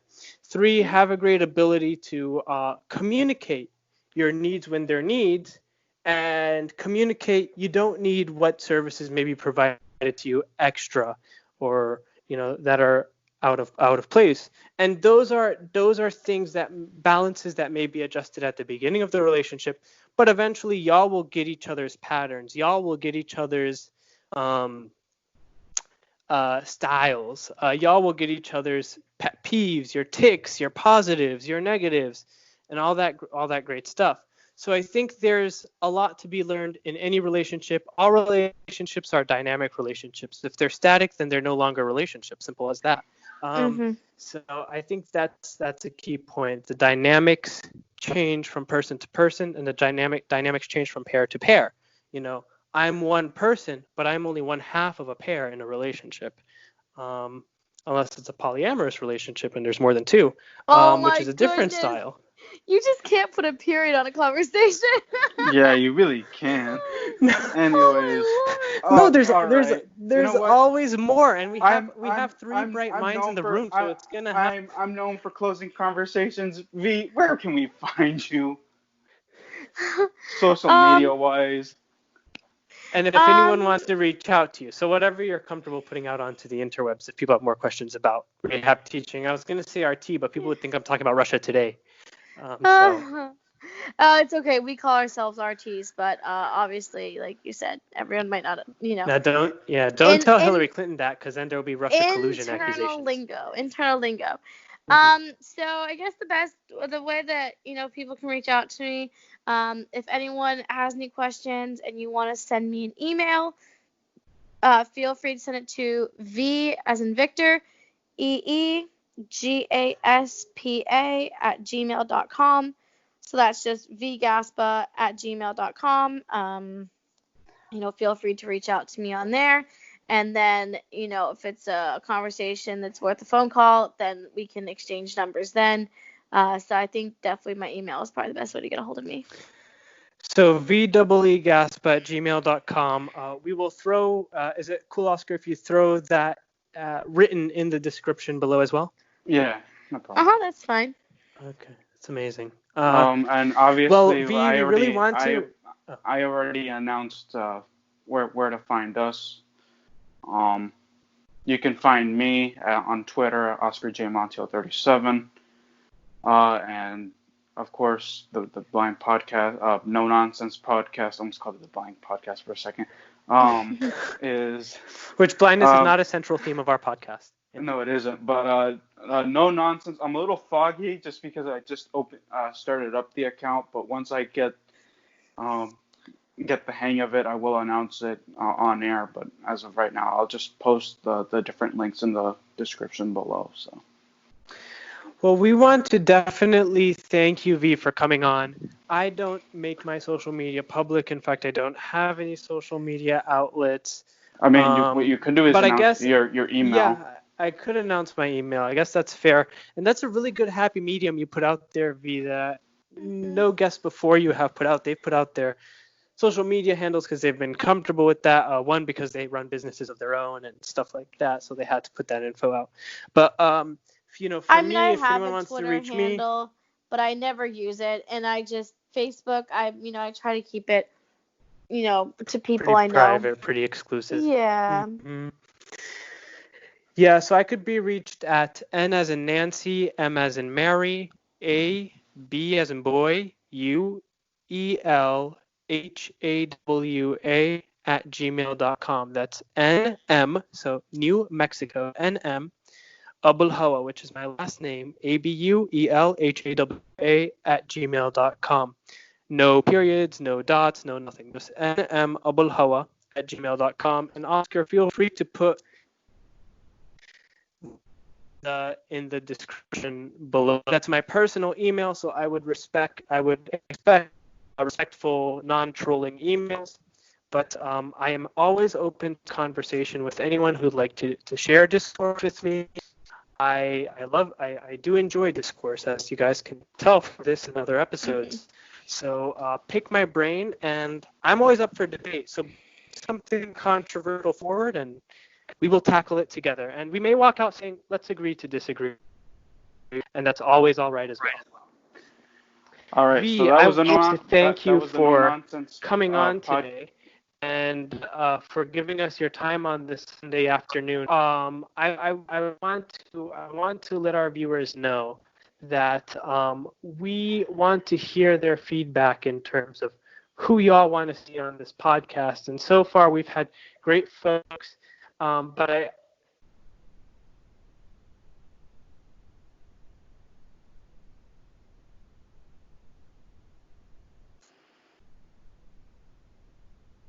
Oscar, I think you cut out. Are you still with us? No, you cut out. Yeah, you cut out. Did I? Oh. Yeah. Oh, wow. So basically, I wanted to thank V for coming on. And I wanted to let people know, drop in the comments below who all you would like to see. V, we would like to in the future. Are there any Great. closing remarks you'd like to give us? I just want to say thank you guys so much. I hope that if people are still listening to this point, I hope that you were able to take something away. And feel free to email me. I'm always happy to talk to new people, and whatever I can provide to people, I'm always happy to. So thank you guys so much for thinking of me, and I would definitely love to come on again. Thank you That was for the No coming. Nonsense podcast, guys. We'll see you next time. Y'all take care.